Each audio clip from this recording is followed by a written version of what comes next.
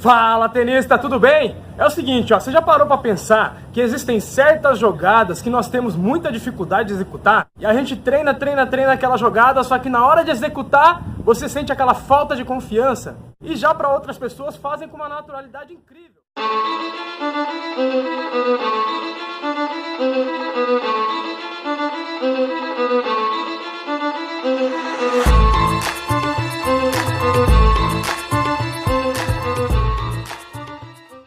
Quando você era apenas um bebezinho, pequenininho, cuticute da mamãe, coisa linda, rapaz.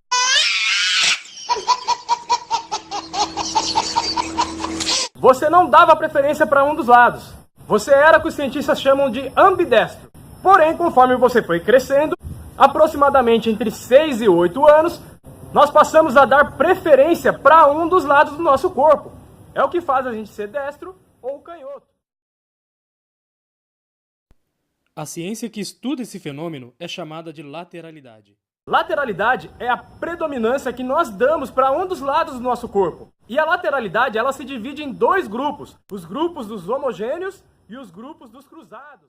O grupo dos homogêneos são aqueles que realizam diversos tipos de tarefas e todas essas tarefas são realizadas sempre do mesmo lado. Exemplo, o cara joga tênis com a direita, joga futebol, ele vai chutar com a direita, na hora de escrever, ele vai escrever com a direita, e assim por diante. E acontece da mesma maneira com o canhoto.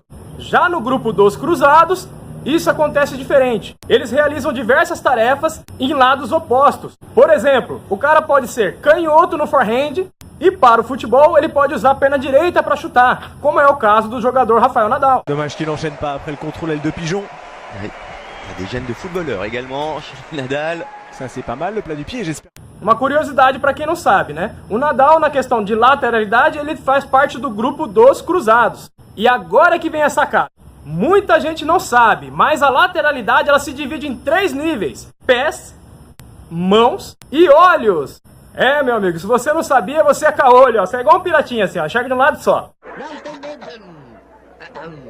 Não, brincadeira, você enxerga com os 2 olhos. Mas a questão é, você também tem uma predominância para enxergar melhor com um dos olhos. Para você ter uma ideia, a informação que passa pelo olho dominante chega 13 vezes mais rápido ao cérebro do que o outro olho. E isso muda completamente o cenário do seu aprendizado como tenista, o que vai influenciar na parte técnica e na parte tática, e que vai explicar o porquê que você tem certas dificuldades em determinadas jogadas. Mas antes de eu falar disso, primeiro eu tenho que ensinar você a identificar qual é o seu olho dominante. Então vamos lá. Como vamos fazer para identificar qual é o seu olho dominante? Você vai pegar uma folha qualquer, vai fazer um furo no meio dessa folha. O furo tem que ser menor, tá? Não pode ser um furo grande desse aqui, tem que ser um furinho pequeno. E aí, você vai olhar para um ponto fixo, bem longe. Um ponto fixo tem que ser longe, tá? Afastado de você. Você vai olhar por esse furo.